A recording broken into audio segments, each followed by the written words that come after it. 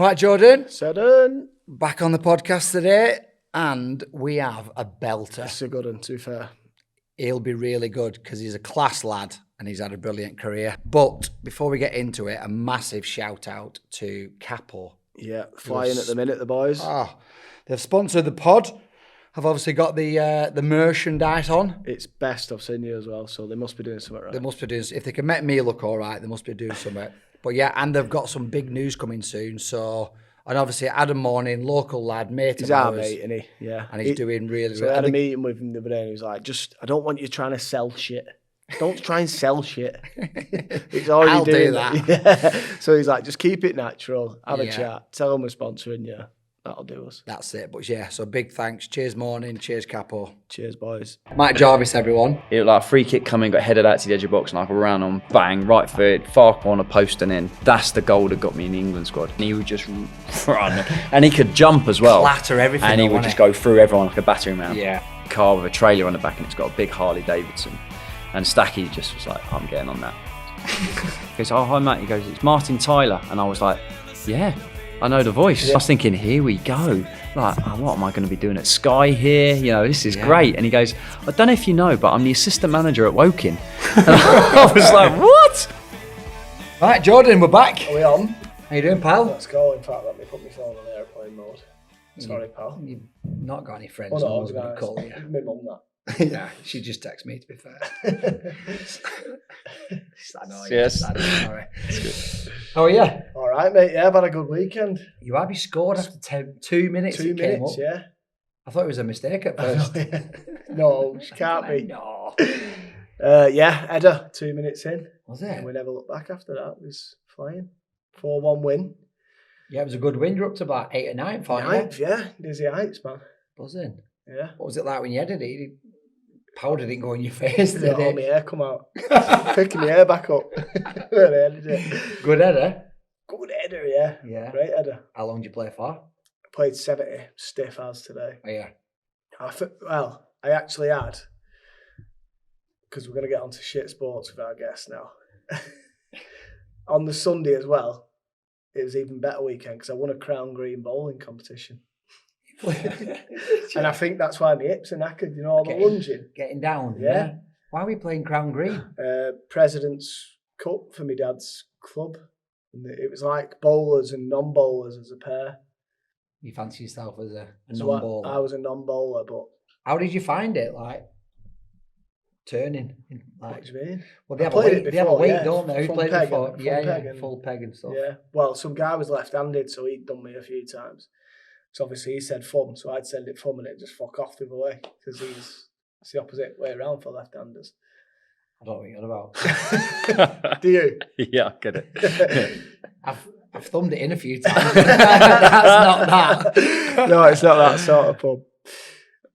But yeah, no, it was good. It won 15 quid prize money, belting day. Did you? Yeah, but my missus, I said to my missus, I'm crap, so I'll be home for 4.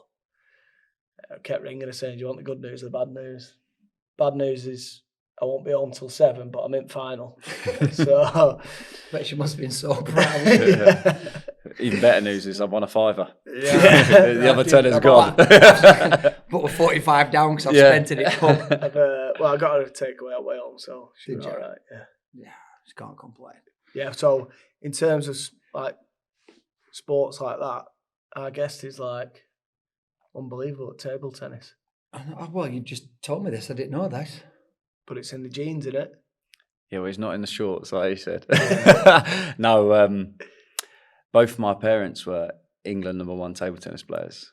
Really? Yeah, my mum won the European mixed doubles as well. So yeah, it's in the genes. Do you have a little table in the house then? I wish I did. We actually spoke about this on last week. My mum and dad, once they finished playing, retired, and they started up their own business called Jarvis Sports, and they used to provide like all the tables, rubbers, everything. That's how me and my brother sort of got into table tennis a little bit, because they used to go to tournaments every weekend, like in the big lorries with all of that. And we used to come, and any sort of stoppage in play, we used to like run and jump on and play a bit, but didn't keep any tables when they sold the business. They didn't keep any tables. Now I'm like, should have been good. Yeah. So if there was a tournament, you'd load all the trucks up Yeah, it with was the like- tables and then yeah. provide them for the... Yeah, for the whole event. Yeah, they did. Like my dad was the England head coach as well for years as well. So yeah, we went to a lot of different things. Did you have the old Chinese disguise? Yeah. Yeah, well, even better. So when I was a kid, that you could probably crack the joke, but I still can't reach the middle of the table now anyway. But I'll get in there first. Yeah. But I couldn't reach the middle of the You have table to as serve a like kid. that, overhead. No, my dad used to serve, and it would bounce and bounce over on my side, and then bounce back on his, and I couldn't reach. So I'd be like that in the middle of the thing trying to So he reach. could spin it back that much? Yeah. And he used to do like exhibitions where he put the bat in his trousers like that, and then like play, and he'd be able to like knock it back like No, that. he Yeah, wouldn't. yeah. So he used to hate beat that. me as a doing that, and I couldn't even reach the table. So it's one Unbelievable. cap for England. Yeah. He just turned up and smoked them all at table tennis. Well, ya? Well, Did ya? not quite as like that, but I need a bit of a practice. Yeah. Like good 15-minute warm up, and I played the first couple of games and I lost. Against who? Oh, there was a few. There's quite a good big group at play. Like Joe Hart was there, James Milner was there, Darren Bent, I'm sure, was there. There was quite a few. And then I sort of got back on, and then I Small did well. And then the next day they found out, and I got peppered. Did ya? Yeah. Well, He's a all fucking the pro. lads are into darts now, aren't they? Yeah, I'm not. Yeah, I'm Like, not- because there used to be a pool table or Yeah. a table tennis table at every training ground, Yeah. and now they've all got the dart boards up. Yeah. I've been around to a few. Luke Littler's got a lot to answer. He for, has, hasn't hasn't Yeah. Yeah, Which you're is a good similar, way. similar size as well, aren't you? Yeah. Sorry, It's just shit. I don't even know you. I'm trying to hammering you. A million times better career than I've ever could dreamt of.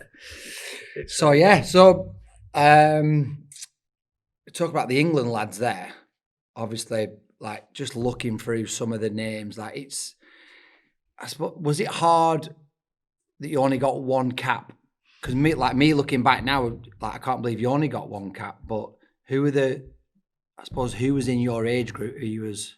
Yeah, Up I mean, against. yeah, I would have loved more for sure. And Were you up against Bex? No, the wingers that were there at the time, so me were Theo Walcott, Aaron Lennon, Stuart Downing. You had who else was there? Ashley Young. I think Joe Cole maybe still in and around that as well. So there was a lot in that sort of area, and again, they were all playing top 6 clubs really. Right. I was fighting relegation with Wolves. Did you find that a lot?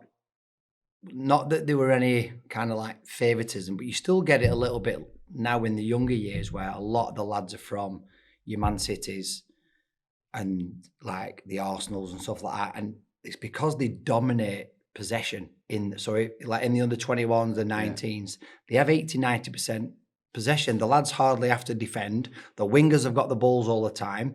They're winning like 4-5-0 a game, so the strikers are getting chances all the time. And then you tend to find, even if the lads are at Wolves or Leicester or things like that, they might be as good, but because they're not involved in them games, they never get picked for England.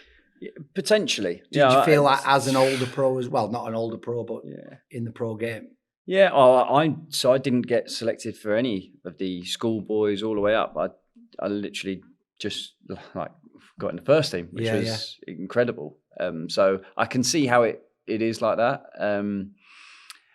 I was 24 when I was there. So, and again, Fabio Capello was the manager as well. So it's you're sort of getting picked by arguably someone who's got an incredible CV and everything. So you sort of feel It's actually honour like anyway, it's a massive honour. Yeah.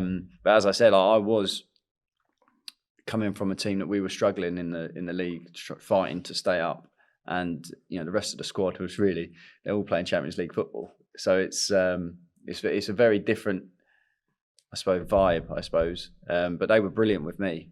Absolutely brilliant with me. It's like a bit of first day back at school vibe for me. Though, Was it the excitement? Everyone sits where they normally sit. Everyone's knows his arm. They're like, because people have said that before. Like you walk into the canteen and you've got like different tables where like different lads are sat. Did you walk in and Just wait till No, they yeah, like, I did wait a little for bit. them Yeah, You wait I for definitely someone- went on. Matt, come over here. You're like, oh, Yeah. thank God. Yeah, to agree a little bit, but it wasn't like in the past when they've said about United sat there, Liverpool. It wasn't like that. No. The lads were great. I see you'd with have had me. Wolves on your own. Yeah, I'd have Just been one right at the person. end as well. Yeah.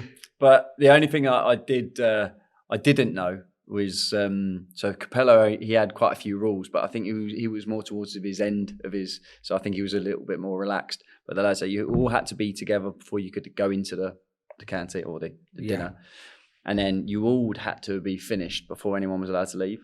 And now I didn't know this, so I'm sat there eating, and I've maybe had seconds, and I've maybe gone for a dessert, maybe, and all the lads are sort of just. Fuck off.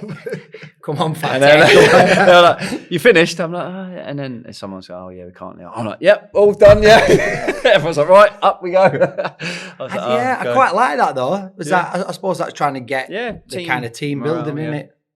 But no, it was a really good squad. Some real top characters as well Yeah. in that. Well, we'll go back to that. Obviously, like people who haven't guessed who the guest is, Matt Jarvis. Yeah, Welcome. we've announced him, have we? You didn't even ask me what I was doing, what I'd done this weekend.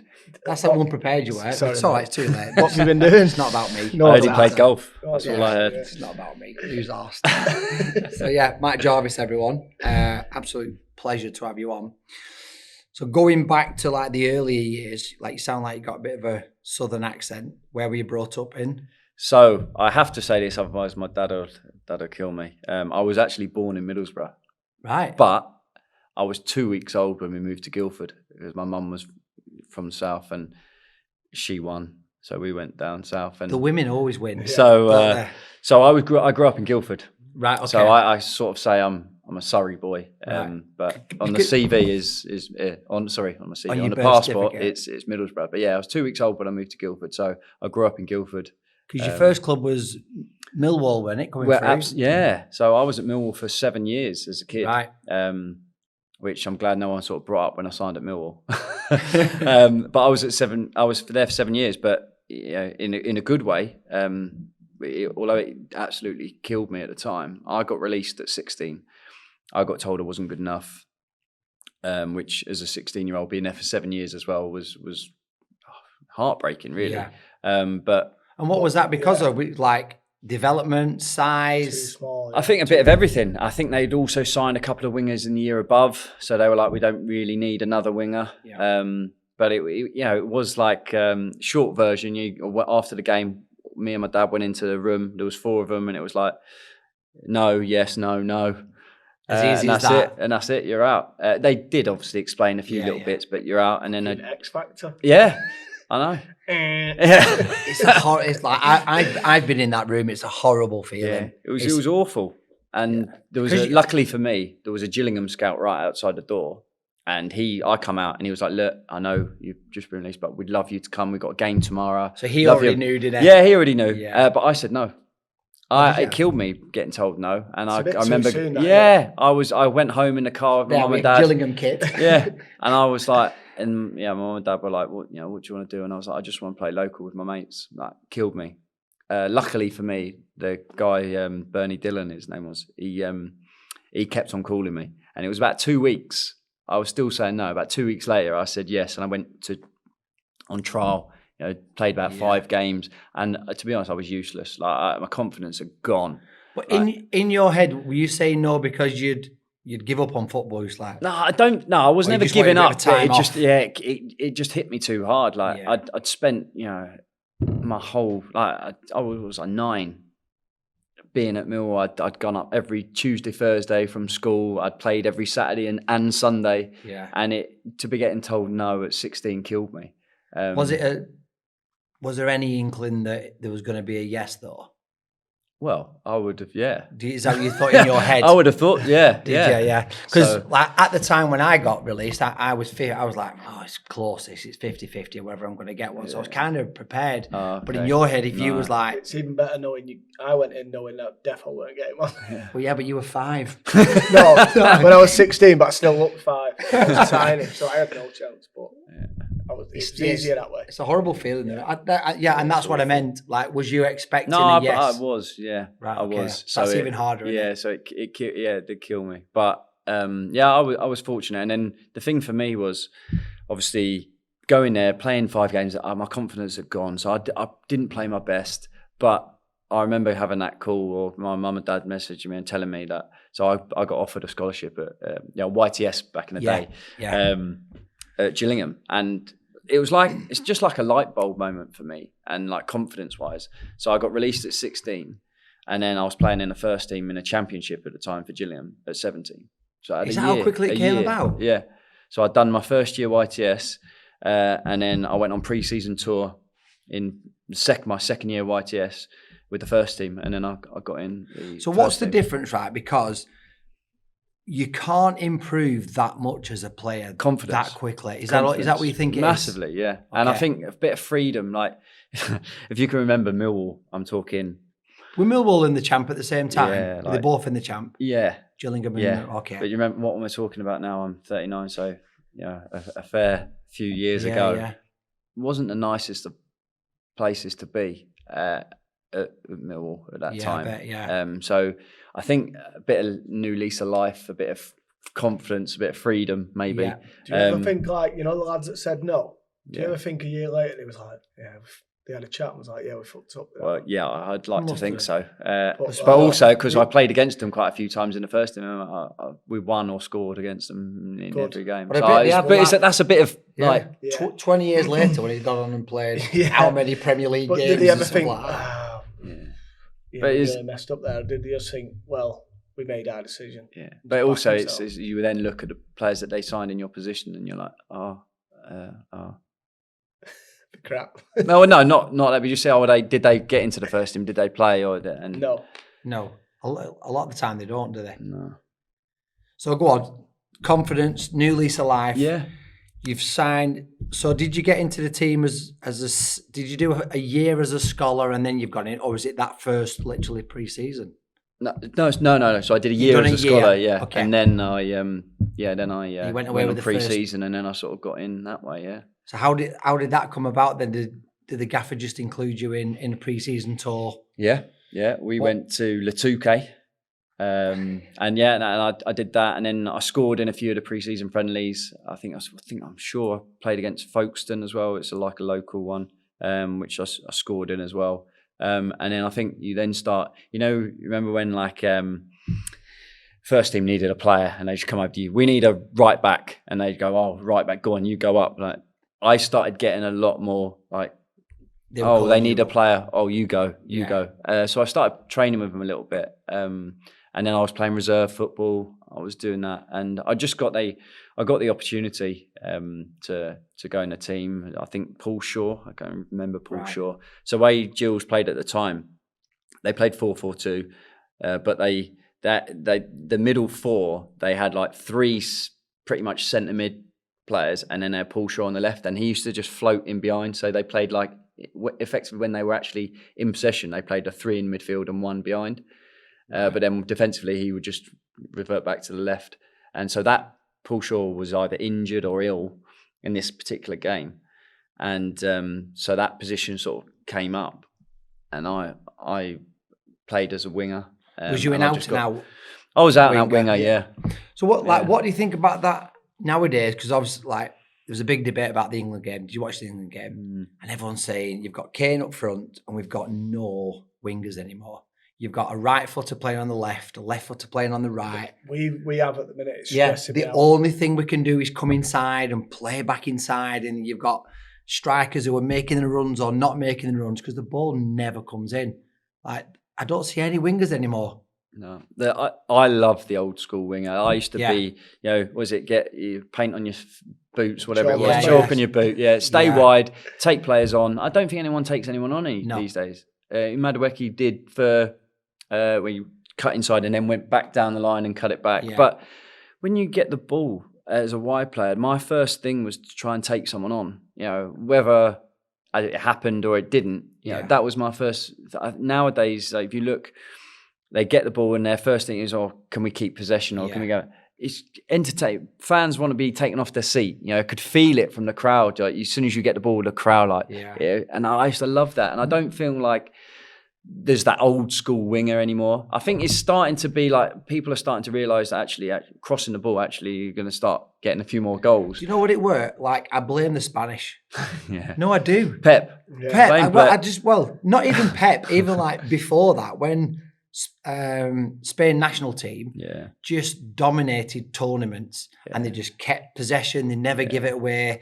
They had two little strikers up front or whatever. You know, I mean, just played Xavi through and and banked. Iniesta. Xavi and Iniesta midfield. And he was like, and England would go, we need to play like that. Yeah. So we've spent 20 years trying to play like that, and now everyone's like, balled the tits off. Yeah, everyone's like, why don't we go back to how we used to play? Direct, two wingers, two strikers, get the ball in the box. Alan Shearer, Alan Shearer would not survive. No, there's in the game lots now. Lots of things. People have adapted. I look at someone like Jared Bowen, for instance, just because I see him a lot. He's benefited from playing up front because now he's got more of a mentality of a striker than a winger. Yeah.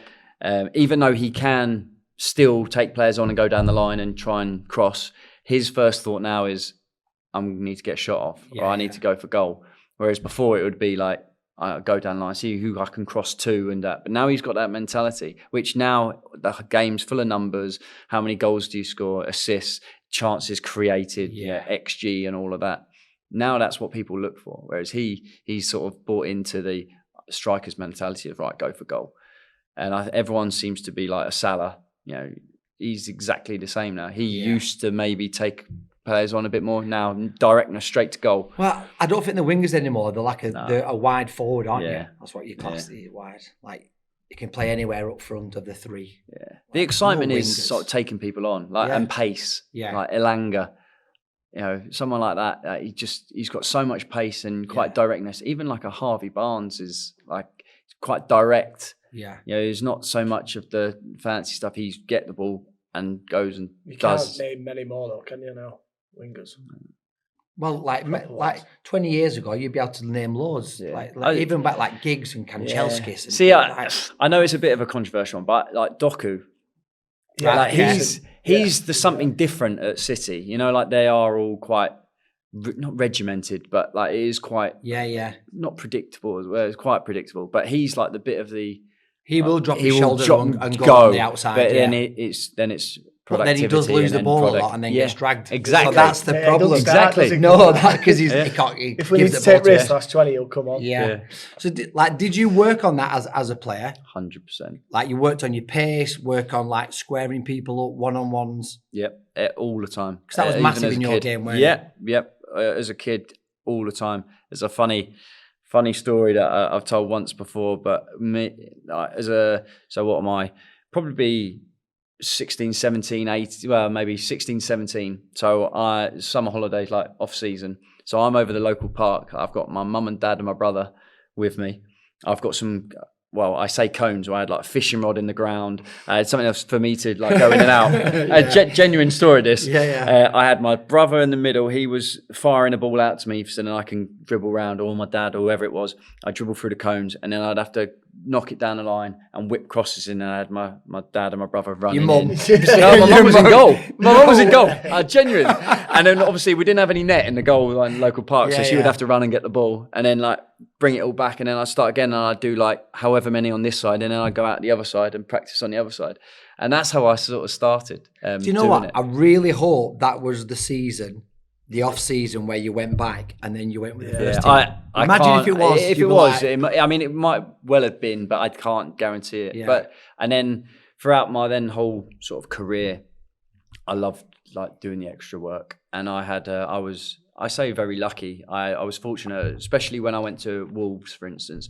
Mick McCarthy was a massive influence on my career, but I had a guy called Terry Connor, TC, who was the assistant manager, who used to just take me out not every day, but majority before training. He would then, after training, and we work on cutting inside shooting. He would work on going down the line, crossing, all the different drills. And then I had Tony Daly, ex-winger, England, Villa. Yeah. He was my fitness guy. So he was drilling me on gym work, sprinting, change of direction. So I had a really good sort of team around that would then work on all my stuff, and that's how I developed my, especially left foot crossing, and the dipping inside, shooting that way, but also pace, strength. I was bigger than I was now when I played, but that was all massive part of it.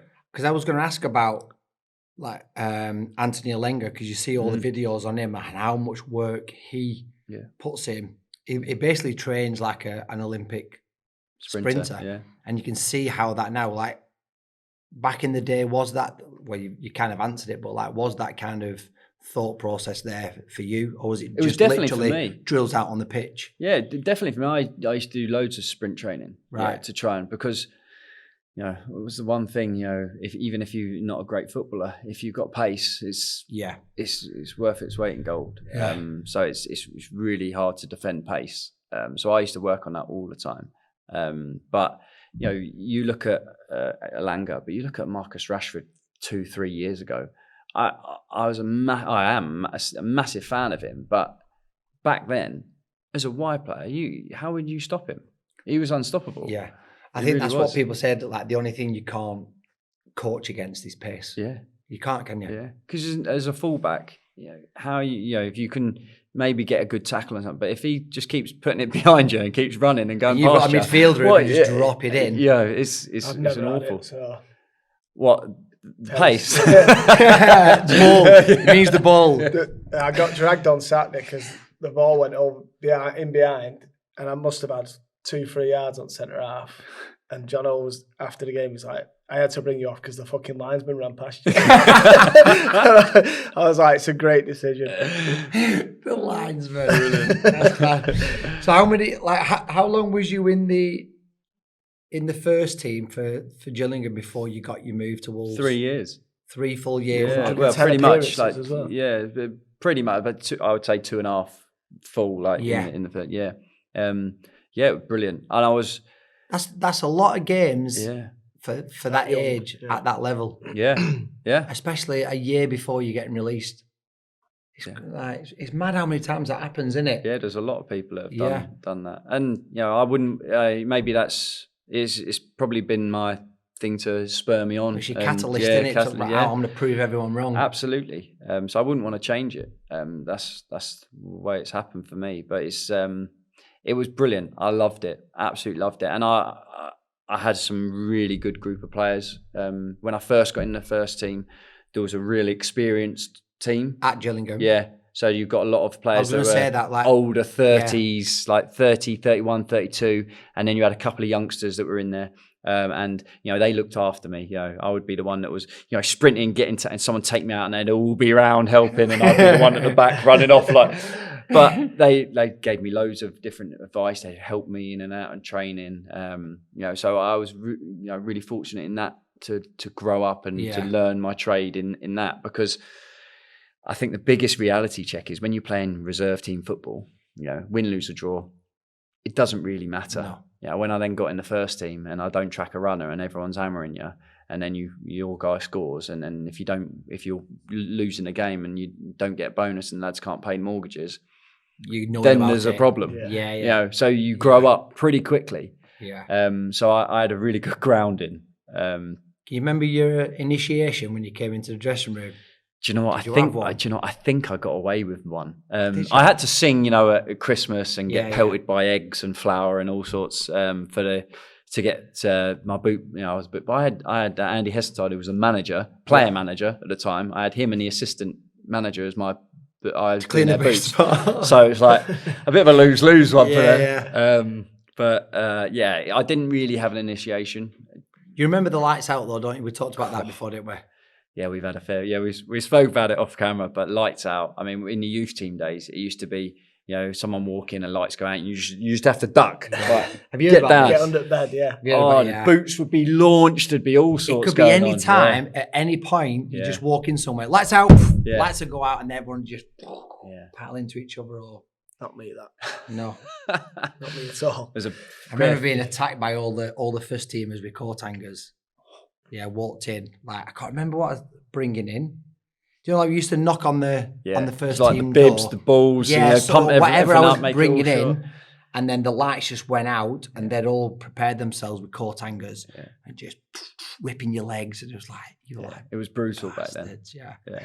Good though. Good, great fun. I mean, it's Great the thing fun. is, it's Loved you felt like you earned your right because then when you got in the first team, Yeah, you were You were part, part of it. Yeah, as part of it. Like that was like making your debut and stuff like that is exciting, but that move from the into the youth change dressing room to the first team dressing room, that was massive. That was, and it was so like there's little things now where we talk to the lads. A lad's just done his first pro at Preston, so I was talking to him afterwards, and he was like, "Oh my god, I don't need to wear like my full socks now." I was like, "What do you mean?" And all the youth lads have to wear the football socks right up above Little the knees. things like that. Yeah, he was like, I can wear my little ankle white socks. I can wear flip flops around the thing. They can wear multicolored boots because up until it's a thing, it's That was just at black United boots. as well, that, yeah. So little things like that. I'm like, You've earned the right. I'm like, no, but like, what about your new contract? I'm like, no, I don't care about that. I don't have to wear the long socks. Stockings on. That won't be long though. Yeah. He'll soon be ringing me. I need a new deal. What about your white socks? No, it's fine. So, like, how did the move come about to Wolves? Because Well, I'm 45, so my biggest memory of you was Wolves, at yeah. Wolves, to start off with. Mine was. well, to be fair, I Black and white TV, I remember. I didn't sign a new deal at Gillingham, so I was Was you told to do that? Well, yeah, they offered me a new deal. All of this, I didn't because I knew I wanted to go to try and get up the league. We'd got relegated. We were in League One. I was in League One team of the year. I was doing really well. There was lots of clubs that were. So you knew there was a lot of interested. interest. Like, did you have somebody advising you not to sign a new contract because we've got this? Yes. Okay. And like at the time, the club were coming out saying it's the best contract anyone's been offered at your age. If I would have signed it, maybe it wouldn't have been good for the club. But it wasn't like what people are thinking. Yeah. But I think they were probably doing it because they knew I wasn't going to sign it. Yeah.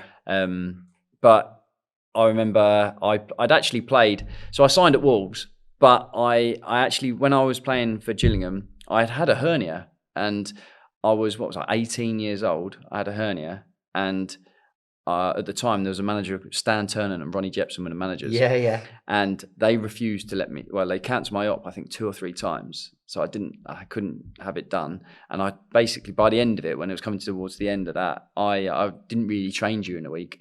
I just sort of trained maybe Friday and played on Saturday because I couldn't move. What, they cancelled it so you could play? So I could play, because I was playing well, and the team, they wanted me, which is a good compliment. Yeah. But I was sort But of also, like 18. they weren't looking after you. I couldn't move. Yeah, they weren't looking after you. But my last game that I played before I had my op was I played Sunderland away at the Stadium of Light, and I played about 75 minutes, and I played really well, and I tore the right back up, and I've done really well. I come off, had my op anyway. So in the summer, I flew to Portugal to meet Mick McCarthy. He was on holiday in Portugal. And Mick was the Wolves manager at the time. But he was the manager of Sunderland at the time that I played against Sunderland. Right, okay. So when I went to meet him, and he goes, I remember. He said, it's always stuck with me. You played us. You played when I was manager at Sunderland. You played us. You tore my right back up, and I've followed you ever since then. And he said, and that game, I remember it. So if I did have the op, I wouldn't have played in that game. You might not have got him. And I might not have gone to Wolves. So everything happens for a reason. Yeah. But yeah, that was a mad one. Nice. What's he like, Mick? Brilliant. Well, I was going to say, Funny as him. what's Stan like first? Because I've heard some. He was old school. Oh, sorry, him and Ronnie Jepson. Weren't they? Yeah. So it's mad. Like you So go, Ronnie. I'm from Burnley, so I've got lots of stories from. So it used to be like Ronnie, Stan would go mental, and he tell him, Ronnie, and he would be like, you have good cop, bad cop. It was bad cop, bad cop. It was really like that, and it was like, oh my. And then Ronnie took over as manager afterwards. But yeah, Matt, proper old school. Yeah. Yeah. I think there's a story in his book or somebody else's book when he was manager of It might have been Burnley or before he got to Burnley. They played a pre-season friendly, and some of the players were getting abused by a lot of fans behind the goal. Stan Turnip were walking behind him, and obviously like the fans were abusing the players, and Stan was like, "What did you say to one of our players?" As you walked up to him, didn't even let him speak, just nutted him. Yeah. That was Stan Turnip, nutted one of the fans. Yeah. But that's what he was like, weren't he? It was nuts. Like, what's it? Clough when they're all running past him on pitch. It's so funny that he's just going. I can imagine Ronnie was exactly the same. Yeah, two hard men, them aren't they? They were. Yeah, I remember we played Leeds. I think it was Leeds at Elland Road. I don't think it was Stan was manager. I think it was just Ronnie. It could be wrong on that, but I remember Darius Henderson got sent off. I can't remember if he elbowed or headbutted someone, and it all kicked off. And you know the dugouts at Elland Road are quite. Like they're sunken down in, and everyone's sort of up and out the dugout, and I'm a little bit further around the corner on the pitch, like slow running to it. But there was some big boys in that thing, and Ronnie's all in. Everyone was it kicked off, and you think, okay, I'm lucky I'm in a team that's half I'll have a go, and I'm at the back like. Wingers can do that though, can't they? Yeah. You don't expect your winger to get involved when it kicks off. No, you look after your wingers, don't you? Yeah. Protect it. It's your big centre halves and your goalkeepers you're relying on. Yeah. So how did that conversation go then with Mick? Did you sort everything out in Portugal? No. So, well, the conversation after I'd met him, there was the only other club it was the only place I was going was Wolves. He sat me down, like we had a good chat. He was, they'd lost in the playoffs the year before. So he was like, look, I'm recruiting young, hungry players that, have got the desire to go higher and to progress on. And, I want you to come, be left winger here, do this and do that. And obviously after speaking to him, he's such a great guy, really top manager, probably the best I've worked with, really. Is there? Yeah. He's honest as well as, I think that's his biggest compliment I can give him is he's honest, and it's the team around him. I mentioned TC, I mentioned Dales. The team that he had around him was perfect. And I come back from that, and then I went up to see the stadium. Did you visit any other clubs, or was that? I'd spoken to a few, but after meeting Mick, I think there was only one place to go, and then a good little story is I was actually going to Ibiza with my mates on holiday. So you've been Portugal? No, sorry, Marbella. So you've been Portugal, and now you're going to... Yeah, but I only went to Portugal. In and out in one day to Portugal. I only met Mick and then went home. Fair enough. But I was, after I'd sort of agreed all of this and the deal, effectively, I'd already previously booked a holiday to go to Marbella with my mates. And once you'd done the deal, did you? No. So I didn't know about the deal at this point. No. So I booked that, but then about a couple of days, the day I was actually going. So I had my bags packed to go to the airport. I got called, so I was going to sign my deal at Wolves. So I then had to stay. All my mates went. I went to Wolves I went around the stadium. I then did everything, and then I had to sign my contract there. So I signed. I then got a lift to the airport with the club secretary who was there who signed my deal with me. Yeah. He went to the airport with his wife. I got a lift with him. We both got on the same flight to Marbella. And he sort of then went that way, and I then went and met my mates from Marbella, just signed at Wolves. It was unbelievable. Walking to all the lads. It was great. Oh, the lads are like, go on, how was it? What'd you get? Do you want to tell us? Yeah. I would go to Marbella as well. Like, I didn't like it. No, but back in the day then, like when you're talking about, so I was 19. So 20 years ago, 19, it's a totally different place to what it is now. It was shoes, pants, shirt. It was smart. There was like everybody had money who was there, but they were nice. It was good. It was good. Just people taking pictures with like Lamborghinis and shit. But that's the difference. On a night out. But that's the difference now. Like people will hire. That's social media. Yeah. It wasn't really a thing. No. Then.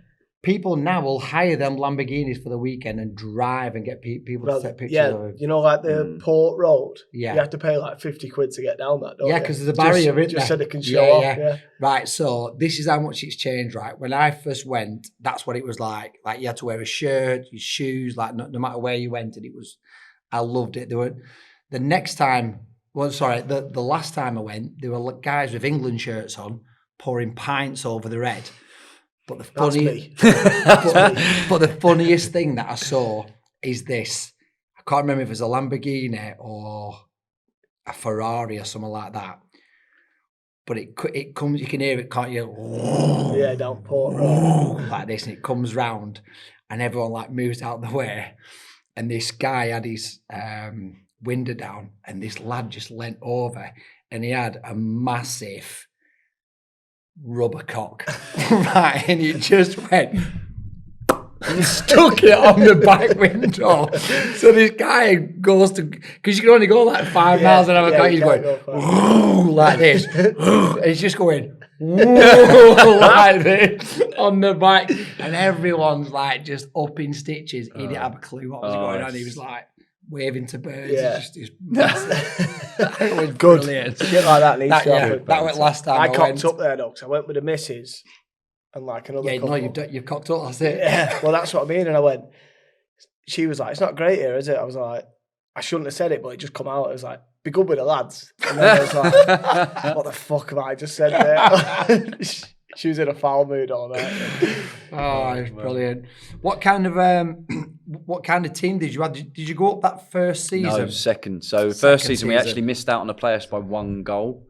Like, well, same points, but we missed out by goal difference. Is it Ebanks Blake? Did you have it? Ebanks Blake, yeah. How good was he at the time? Yeah, class. Brilliant. The thing with him is he was so good. All he wanted, he'd just give him the ball to his feet, and he would just pin someone, and he was able to have that turn, and it was a snapshot. He had no backlift, and just bang, and it was through people's legs. It was whatever, and he used to know where the goal was, and he just scored so many goals. Did he get called up for England at one point? No. Did he never get called up for England? No. He was Golden Boot in the Championship twice, I think. Right. But then didn't really play in the Prem. And then when he did, I don't know. It didn't happen as well for him that I think he wanted, or everyone wanted, I suppose. So in that second season, did you go up in the playoffs, or was it? We were champions. Champs. Runaway winners. Crazy, brilliant season. We'd signed a few. So that season, the end of the first season, we were so close. We missed out by a goal, and we signed a few players in the summer. I believe. Like Sam Vokes, Chris Uelemo, I think. I don't know who else it was, but we'd already had Silvan, we had Dave Edwards. Kevin Doyle, Evans Blake, David Jones. Yeah, Jonah, what a player. Left-footed midfielder, unbelievable. So we had a really good team, and pre-season went well, and you start getting a feeling, and we knew we were. Can you tell you had a good side together? Yeah, and we had so it was me and Kites on the wing. Silvan and Chris Uelemo up top, and we used to it was sort of like if we went 1-0 down, we were like, it's cool, we're going to score, and we used to win games like 4-2 or 4-3, or it was so good. We were 4-4-2, get it wide, get crossed in the box, score goals. You battered the league, didn't you? Yeah, it was brilliant, and we knew quite early on that we were onto a good one. Yeah. But don't get me wrong, I think we had a game about a spell. We had 13 games without a win towards the back end of the season. Right. But every time we lost, you look at the results after the game. I think it was Reading or whoever. I think it was Reading. They lost, and you're like, oh, thank God for that. Thank God. But it was like 13 games. It was unbelievable. But then we then turned a corner and won towards the end. But great time. Really good group of lads as well. Like young, all not really played in the Prem before, all hungry to get going, and it was a good squad of us on the weekend as well. I bet, was the socials good then? Very good, yeah. Was it? Is that where would you go? Is that a big part of the Birmingham? Yeah. Is that a big part of the team spirit at the time? I say it plays a part. Yeah, I think we had a good group anyway, but obviously it's great when everyone sort of gets on. I mean, we're all, I'd say a lot of them we're sort of still in contact. We've met up at a few things. It was a real good group. How was that feeling when you know you're going to go and play in the Premier time. League? Amazing. Like for me, sometimes it's daunting. Something for me, I could not wait. I loved the. What was it for me as a winger? I loved testing myself against the best players in the world at right back. Yeah, they're all internationals. So who were you looking against? Also, I played my first sort of, I suppose, big realization when you're getting into Prem. We played Man City away, and you're in a tunnel and you're looking at them, and they just signed Robinho. And you're like, okay, this is a bit different. This is crazy. But I was up against like Zabaleta at that time when he just signed for City, Micah Richards, like that sort of people. And then I remember a massive wake-up call. First like few games of the season, we played Chelsea away at Stamford Bridge and we got pumped 4-0. And you were like chasing shadows. You had like, I think it was Juan Mata, Oscar, William. It was just, you'd try and close someone down, Ashley Cole, like, Ivanovic, I think I was up against Ivanovic. Yeah, trying to press these people and you just go bop, bop, bop, and you're like, oh my God. Could you see the difference in the speed of a Championship player to the speed of a Premier League player? It's different level, isn't it? Different, but the biggest difference, I'll try and break it down like simple terms. In the Championship, you had less time on the ball, but it was easier to do something with it. Okay. In the Prem, you had more time on the ball, but it was harder. So like if I would get the ball and then I'd go to cross, I'd be able to have my touch and turned in the Prem, but then when I went to cross it, they would have blocked the cross. And then if I cut inside, they would have been able to turn and block the shot. Whereas in the Champ, they would have been on me, but I could have like flicked it around and I would have got away from them. It's just the finer details. They'll stand off too much in the Prem, and then you'll be like, "Oh, brilliant! I can turn." And then you go to do something, and bang, they've blocked you, they've crossed you. And then if you knock it past them, they're big, strong, they're quick. You're like, "Oh, this is." How did you have to adapt your game to that? Massively, yeah. But I loved the challenge. I loved it, and I hit the ground running. Really, sometimes it takes a bit of time to adapt. I just hit the ground early, and we obviously changed our formation. We weren't 4-4-2. We were, a 4-3-3. We were a 4-5-1. 4-5. We were 4-5-1. And I had to do my defensive work. Right. So when I did get an opportunity to go forward, I would take it because I thought you were going to say I was knackered. Well, there is that, but I knew if I didn't do that, I was never going to get a chance to go forward. So you have to go and take it. So you sort of understand your role, and then it meant that I had to be the sort of second striker. If the ball was coming in from the right, I'd have to be in on the far post a bit. So you sort of start learning a new position, new way of playing. But I loved it. I absolutely loved it. Did you get the goals that season? I did, yeah. Can you remember your first? Well, you must be able to remember your first Prem goal. First Prem goal? No, I should know that really. Yeah, of course you should. But I don't. I thought you were going to say my first goal. I definitely remember that, but not my first Prem goal. No. I don't know. Homework for you. Yeah, homework. No, find out. go on. You must have. I don't know. First Prem goal. I'm not sure. Who won the league that season? Oh, good question. Who won the Prem? Would it have been Chelsea? Could have been. It might have been. Oh, it could have been between City. No, it could have been Chelsea or Man U, I reckon. Yeah, because then City would have been later. Yeah, City didn't win it when they bought Robinho. No. Don't say first goal. Just says you got supporters player and players player. Oh, there you go. It's a great season. That's not bad. It's a great season. First season in the Prem. There you go. Who was the best player? Who not necessarily that you came up against, but who you was on the pitch with? Who you just went, wow.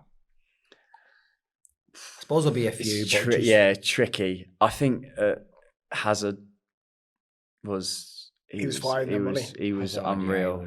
He was unreal. Just from a wide player on a wide player. Yeah.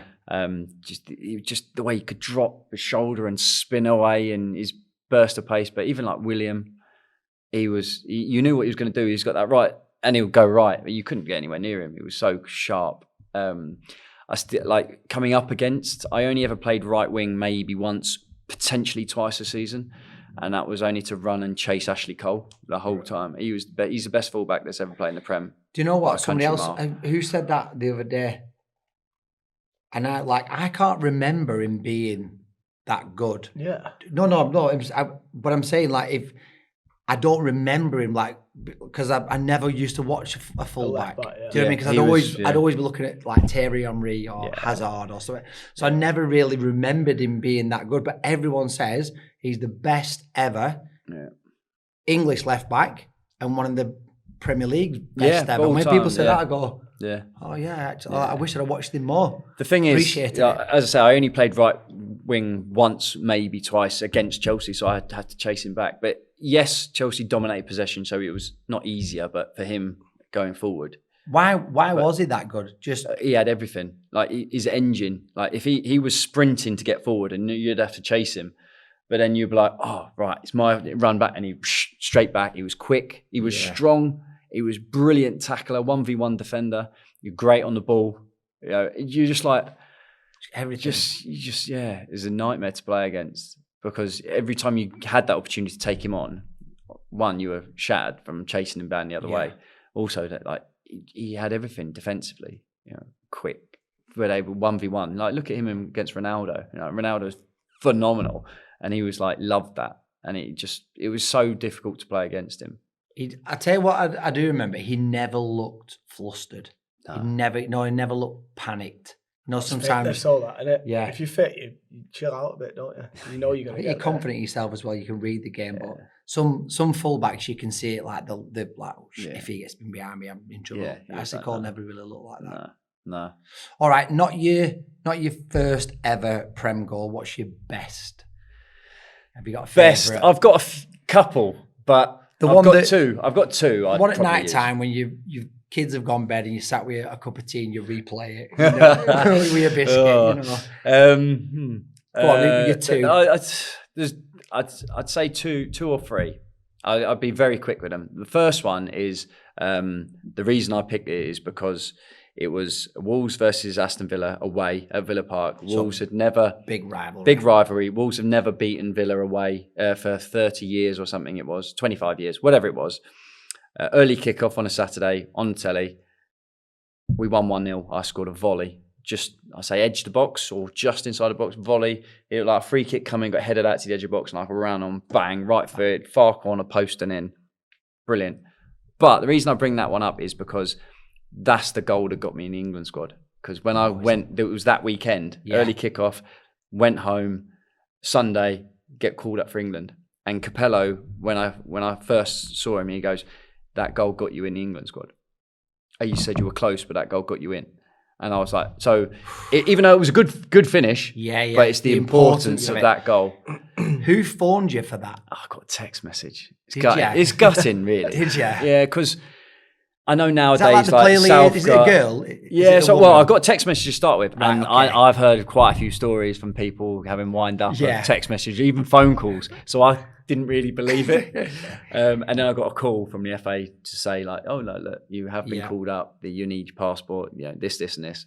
But yeah, text message. Where were you travelling to? So there was 2 games. Wales away. Yeah. And we had Ghana at home. So we had to go to. I think we were at the Grove to start with. Trained at Arsenal's training ground, and then we went to St George's Park. Right. And then we went to Wales and back to Arsenal. Or we went to St George's the Park. Millennium Stadium you played at them? I think it was. Yeah, I think it was there. And then so we went to St George's Park to start with. No, it was the Grove to start with, and then St George's, and then moved around a little bit. Wembley. Yeah, that's what I mean. Yes, I got one cap. Like, I would have loved more than one, but my one cap could have been anywhere in the world. But I was at Wembley. All my family were there. All my friends were there. All the Wolves fans and Gillingham fans were there. All them, like I've been told, like West Ham fans were there. 80-odd thousand fans at Wembley. Couldn't have asked for anything better. Well, we spoke to Dunny the other day, David Dunn. He had one cap, and it was at Villa Park. Oh, he said, "I've never played at Wembley." So, like, that's what I was asking. Like, you had your Wembley moment. Yeah, but amazing. if you can explain how that feels when you get the text message, and then is it a private car sent? Yeah. Private car picked up, but then you get.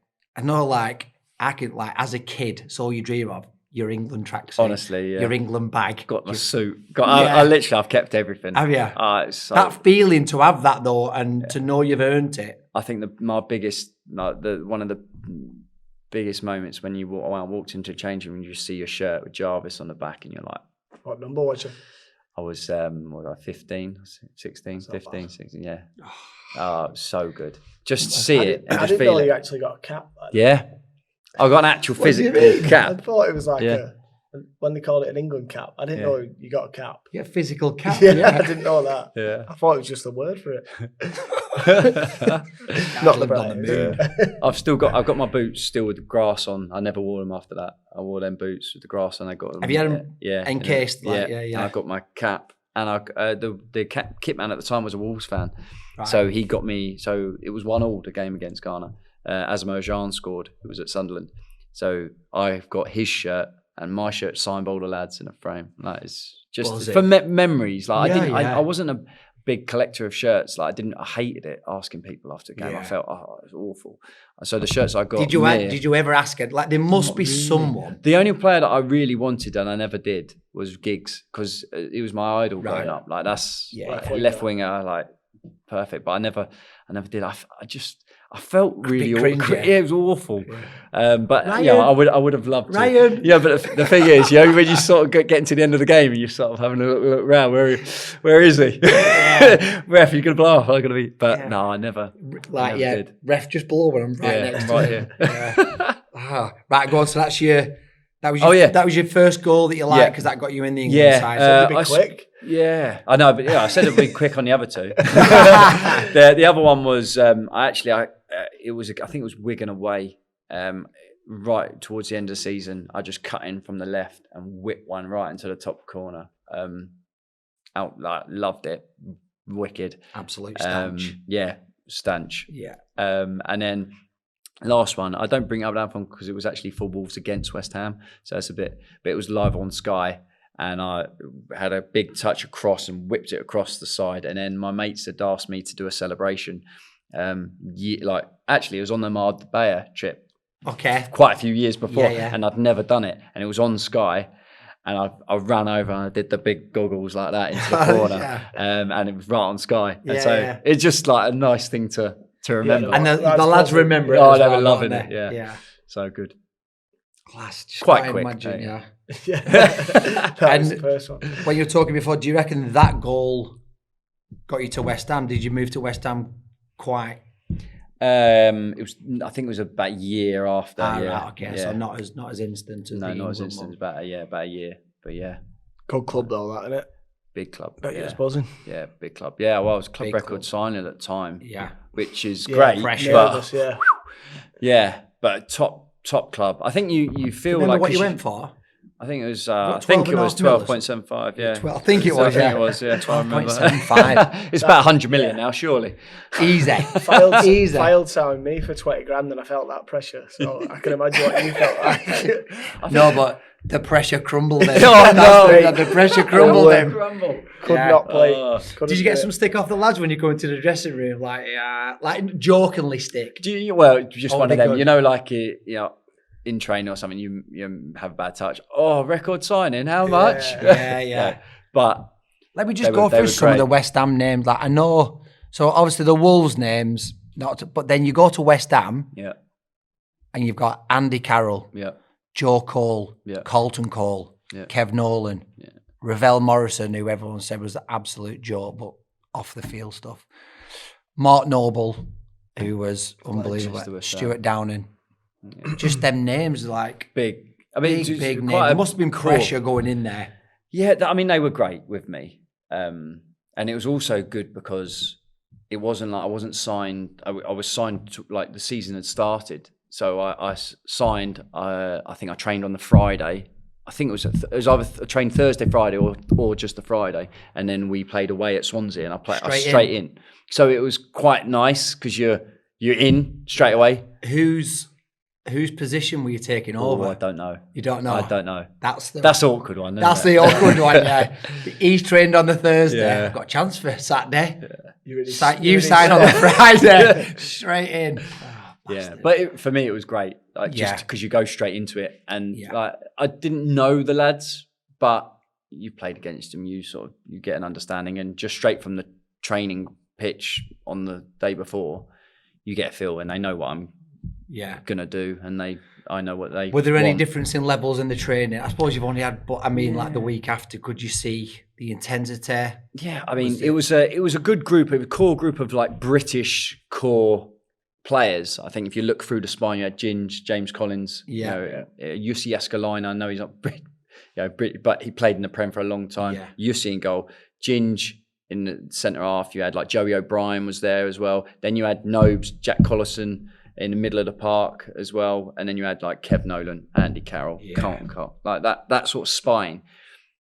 You look at them two though as two strikers for you to try and hit. Yeah. Well, we didn't necessarily play with two. I don't think you never played them, but even just having one of each on the pitch for them to hit, like Andy Carroll could head anything. Yeah. You could hang it up someone else's head off as well. Yeah. He loved it in the sense of I used to always have like 3 crosses that Big Sam used to want. You know, the cut back, the whip to the front ball, the hang up to the pomo, he calls it, point of maximum opportunity. Pomo. I like it. Yeah. And Andy, all he wanted was the hang up one to the fast stick. So he used to hammer me, like, just hang it up. That was his action. If you ever watch it, you just hang it up. Yeah. And so if you ever pulled it back or whipped it in and got mad. Jabo! It's a good ball. So I used to like do the dink to the far post, and you just see it because the centre half's stuck underneath the ball, and even the goalkeeper's coming out, and he would just run, and he could jump as well, clatter everything, and he would just go through everyone like a battering ram. Yeah, knock everyone, and he's got one of them heads, I suppose, that like a connection with a header. There's not many people that have got that, like, and it's that slap head, like you could just hear it, and it just bang. He was unstoppable at times. Is it Dagenham now or something? Yeah. Is that? Yeah, he is. Yeah. Is he playing? Yeah, playing. He seems like the kind of lad as well who's great off the pitch. Yeah, I mean, we had a good school, to be fair. Yeah, that's what I say about that British sort of core culture. Yeah. But did you have a midweek club? Well, or was it just a weekend club? I think it depends. I wasn't really in the midweek club. But there were one.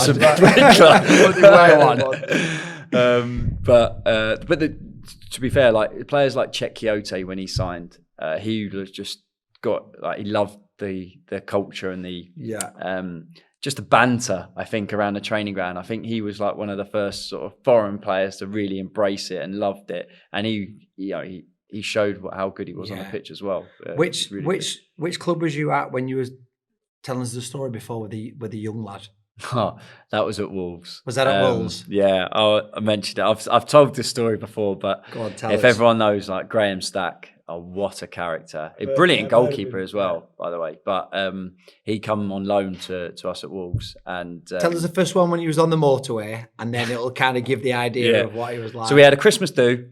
So everyone had done the Christmas do. We had to be in on the Monday, the Monday morning. We always had to go in on the Monday to do the 5-0s. So we landed back from wherever we were, probably Dublin, and we were on the back into Birmingham and getting two minibuses back to the training ground. So we're on the M6. Obviously, there's loads of traffic.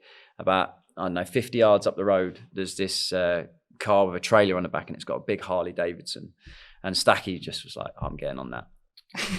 And so he's like, just opened the door and just legged it up the road on the M6, and he's sat on the back of this Harley, like. And then obviously the traffic moves. Oh no! And he's going, and obviously the guy in the car has no idea that Stacky's on the back of his Harley. Let me just check if someone's on me out. So he's going down the M6 on the back of his Harley. Lad must have been going mad on the minibus. They must have loved it. Hilarious. So and then managed to sort of him. So if you had to catch him up there, yeah, it's going up. It's quite dangerous, isn't it? Yeah. But so he jumped off and got in great banter. But one of the other funny ones was we went out on a night out. One of the young lads was come out with his first time they can come out with the first team. Went out. So Stacky's gone to him like, look, I'm going to give you this £1. I want you to hide it. I'll give you 5 minutes. Hide it on you. And I'll come back in 5 minutes. If I can't find it, I'll give you like 20 quid or whatever. So the guy was like buzzing. Cool. So Stacky left. The guy swallows it. Puts a pound in his mouth. Swallows it. So Stacky comes back 5 minutes later. Comes back and he's going, Not sure. Brilliant. Well done, mate. What's all like? Touching Gives his him face, touching touching his face, going all around his face like that, and then gives him 20 quid. Goes, "Oh, well done, brilliant." So the guy is buzzing, like he's just got 20 quid. Like what he doesn't realise, Stacky had gone out, put his hands all around the exhaust pipes of all of these cars. He's covered his face in black, like covered him, and he didn't know anything. So like about 10-15 minutes later, he's so happy, he's buzzing around. And one of the security guards come out and goes, "Oh mate, go and wash your face." And all of the lads are absolutely in stitches. So unbelievable. Oh, great. So I was like, I've told this story before, but that's similar to what Dave Flitcroft did to Simon Whaley. Have I told you this? I have told it.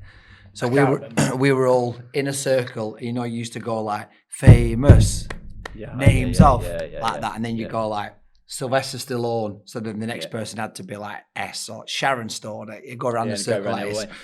So we'd had these burgers. Like we sat outside this pub in Manchester, and we had like burgers and chips, and we're playing this game. Or everyone's drinking, and Simon Whaley's here, and he's come out, and he's a scholar at the time, but I think he's like turned 18. I think he spent all his wages on this white shirt. It was crisp, beautiful white shirt. So it's come round to him, and it's gone, I don't know, like whatever name it was. It's gone to Si. Dave Flitcroft's here, and Dave Flitcroft has got his finger in the big tubs of ketchup like this. And he's going, "Come on, Si." He's going, come on, you can get it. Come on, pal, come on. Come on, think of it. And Si's going, "Oh God, oh." And he's going, "Come on, Si, you can." And as he's said the name, all the lads are like fucking pissing themselves. It's gone back round, and he's gone. And he looked like a sniper. Must have had 100 ketchup fingerprints all over this brand new white shirt. What can you do? You can't go out like that. Oh yeah, you can. I don't know what he had. He just had to try and, I don't know, stick it out. But that was it. But he was 18. Yeah. He got, honestly, it was amazing. But it was class. But that's what happened back then. Yeah, good fun. Yeah, good. Back in the day. Yeah. Back in the day. Yeah. So some really good years at West Ham, which I suppose you can't give. You can't give a favourite time because you can't give precedent about. But where do you think you played your best football? I'll use stats even though I don't like them as much. In my last year at Wolves, I put the most crosses in Europe and the most successful crosses in Europe. In Europe? In Europe. And in my first season at West Ham, I put the most crosses in Europe and most successful crosses in Europe. Wow. So for 2 seasons back to back. Okay. So on that, I'll say about the same. So that's where I was saying before, like, you should have got more England caps. Well, who was you up against, you say? Yeah, so like Aaron Lennon, Theo Walcott, Stuart Downing, Ashley Young. And do you think they only got them because they were at the bigger clubs? No, if you remember that, James Milner as well. Sorry, just remembered him as well. They're all good, but they were. I mean, Ashley Young and Stuart Downing were at Villa at the time, and do you remember that when they were on the opposite side, just whipping everything? John Carew. Yeah, it was a joke. They were playing really well. Yeah, and they were a joke at that point. They were in Europe. And then you had like Walcott was playing at Arsenal. Aaron Lennon was flying at Spurs. You know, who was the quickest one out of them lot? Why don't you? No, I think Theo was. I'd probably say Walcott. Yeah, probably. It depends how long the run is. Yeah. Lennon was just lightning, that sharpness. You even knew what he was going to do. A bit like William. Like he knew you was going to go down the line, but you just couldn't stop it. Yeah, just knock it and go. What was it like? I just want to go back to the England bit. Like, what was the training like? That must have been another level. I thought I'd be like, you go in a rondo, and I thought I'd never come out. But it wasn't too bad. Oh, was it not as good as you expected? No, it was good. Like England players crap. Shooting drills and that as well. Just relentlessly. Who was good. up front at who was up front of that Rooney, team? Darren Bent. Right, here's an argument that's going around on social media Crouch. at the minute. Go on. Crouchy as well. Crouchy as well, yeah. Crouchy, what a guy. Yeah. He was a mascot the other week, wasn't Yeah, he? I saw At him, Farnham yeah. Town. I've never met him, Yeah. but just Oh, he's I a love great him. guy. Just love Have him. you not seen it? Comes out last. He's holding the mascot's hand. holding the player's hand because he's the mascot.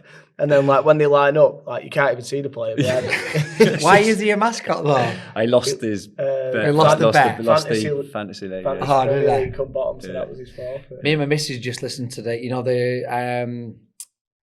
what's it called? Him and his The missus. therapy. Yeah, Crouch. Therapy Crouch. Yeah. Yeah. Funny.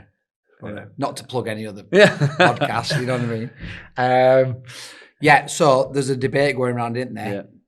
As a teenager who was, I suppose, Oh, Who I've seen was the it best? with Owen and Rooney. Yeah, like, I've seen both of the things. Have you not seen Owen's stats, though? Yeah, He- but I Owen- don't think you can deny. Yeah. I never realised He was Golden Boot when he was unbelievable. 17, Golden Yeah. Boot when he was 18. Yeah, And then, yeah, like, he reckons he was done by 21 yeah. I know. injuries. It's such. So It's imagine that. unbelievable, isn't it? But you never realise how good he was. Like, No, he was he was 18 when he scored so that goal good. against think, Argentina. Yeah, so good. Yeah, I mean Rooney's different, and Do you not the think thing they were is his different players, longevity as well. Yeah, Yeah. You don't, but you don't think they were Owen- different players? Like, I think Yeah. Owen, as a goal scorer, 100% better He was- than he was- Rooney.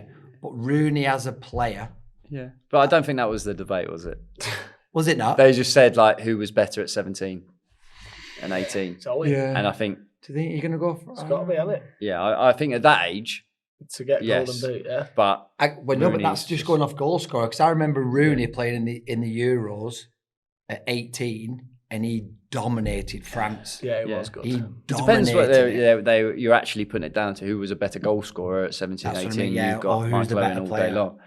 And then if you're wanting an all-round player, Yeah. you go with Rooney. What was Rooney like at England? Yeah, good, nice, like more of the I would say Joker. Was that?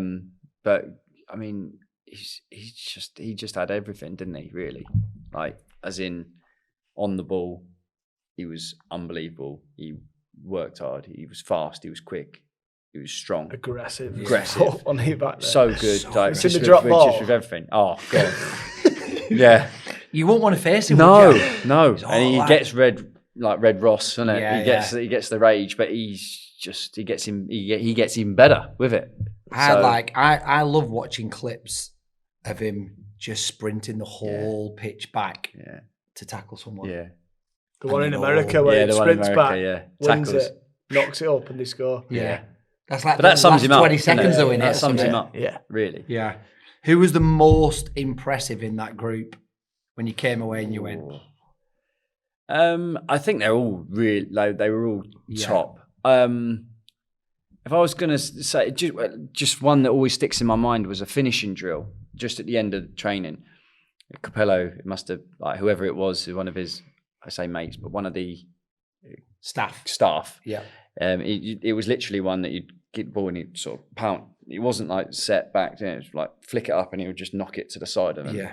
But Darren Bent's finishing was ridiculous. Was it? Ridiculous. Like he not once did he miss the target, and 99.9% he scored. It was in the corners, every single one. Just some of the things you just come away going. That was Yeah. good. He wouldn't have even Yeah. started either, would No, he? he didn't start. No. But you just like looking at it and you're like, yeah, that was impressive. Like good finishing. Like if he gets a chance, he's going to score. He was just on it. Go on, Darren Bent. Yeah. Fancy there. What's you? A little loan to Norwich now, Was it a loan to Norwich? Yep, and then it was. Yeah. perm. Yeah, I Yeah, went on loan. yeah. So the reason I went is because the season before, Sam decided to not play with wingers. He went with a diamond in midfield.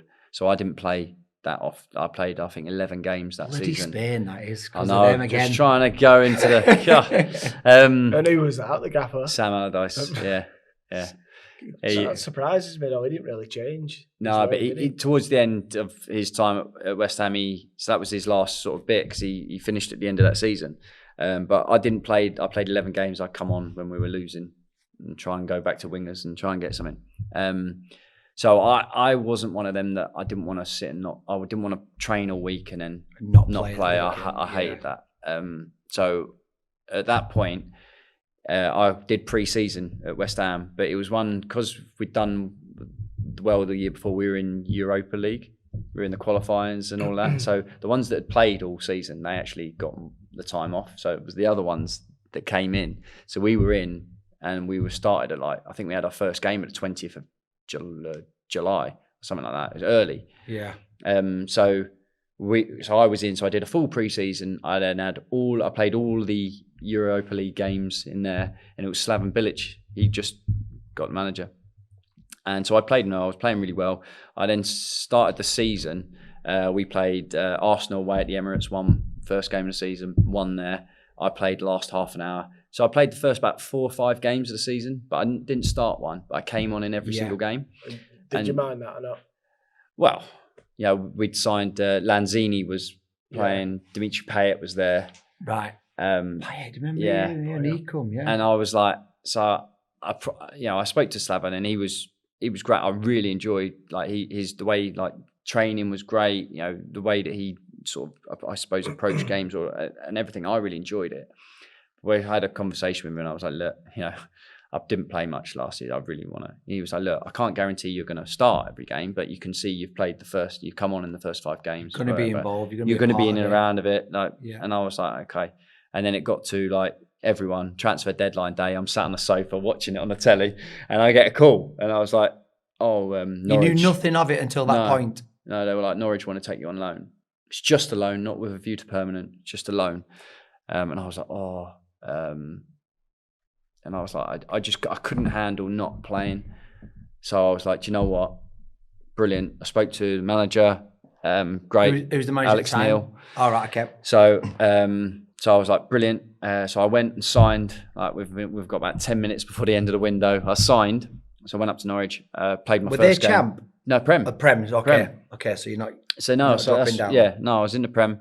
First game, scored on my debut. We won 3-1, I think, against Bournemouth. Scored in my second game against West Brom in the Cup. I was absolutely flying. My fitness was ridiculous because I'd had all of the pre-season. I'd done everything. My VO2 was 70 something. It was, right. I was flying. Yeah. And then unfortunately I got injured. I tried to block tackle Yaya Toure, which is a terrible idea. I don't think I ever tackled, and then I decided to do that. And then after that tackle, I jumped in one with Sanya.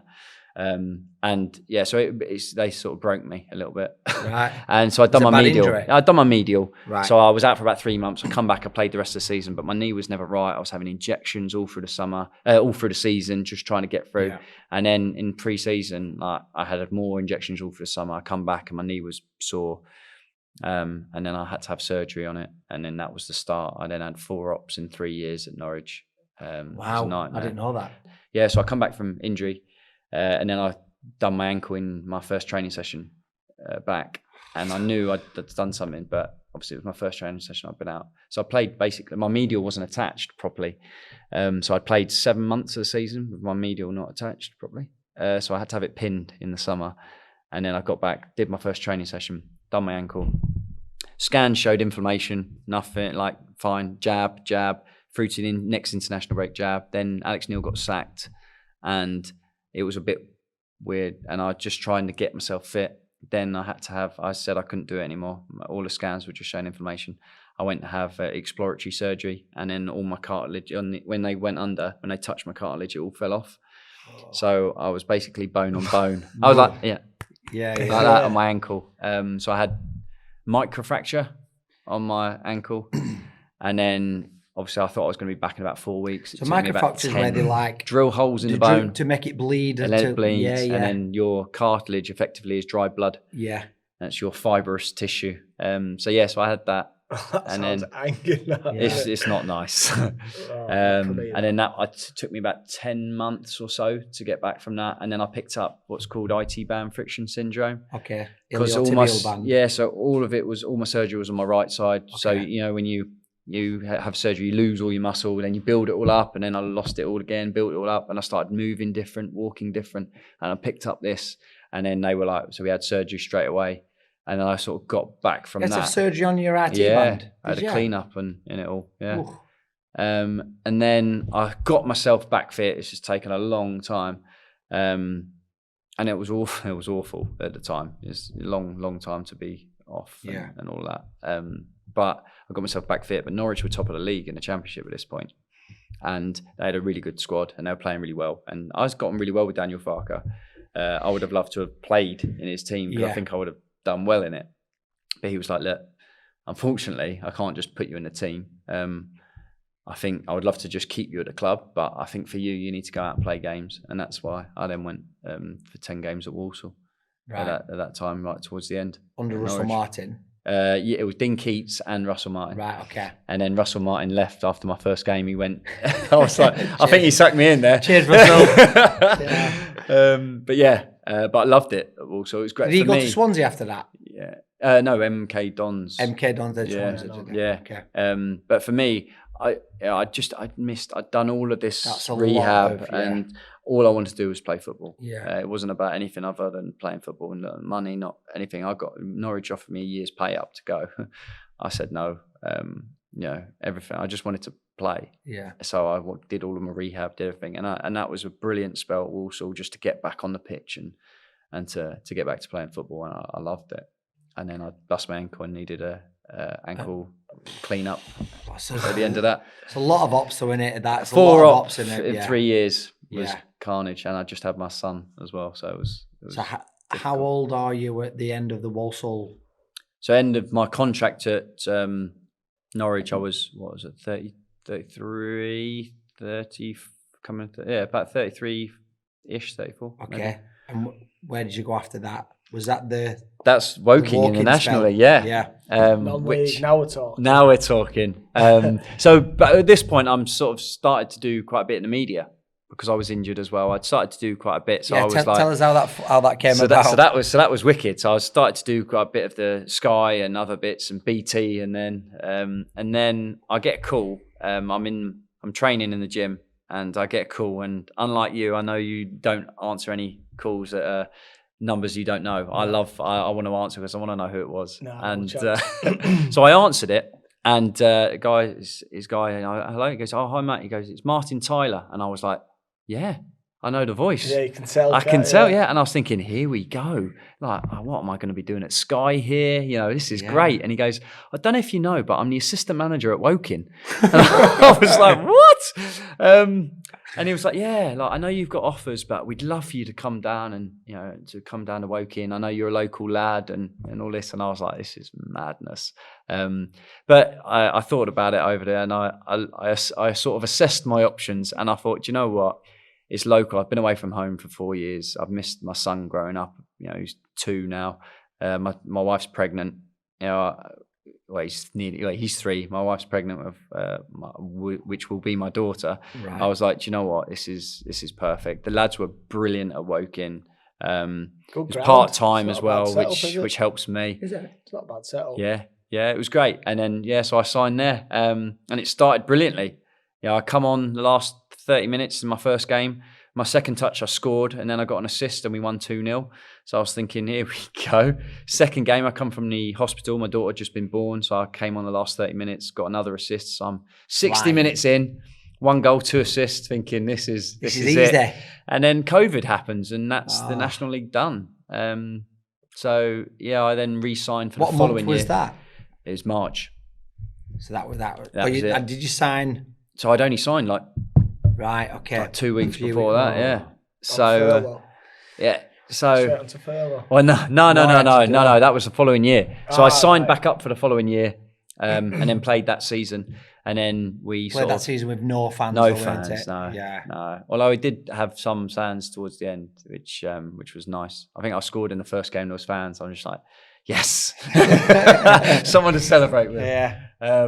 And then towards the end, I don't think there was we weren't getting relegated. I don't think there was relegation or something that season in the National League. I think that was the lowest league. Yeah, so you couldn't play, get. Sound. So and then we got out of the cup. I think we were in the semi-finals. If you won, we were playing at Wembley. Right. But then we lost in the semis, and then I think who beat you? Oh, good question. I think it was Hereford. I think. And then I got furloughed. And that was me done. That was it. Retired. I retired, on my birthday, 35, and then retired. Unbelievable career, though. Yeah. I mean, you must have loved it.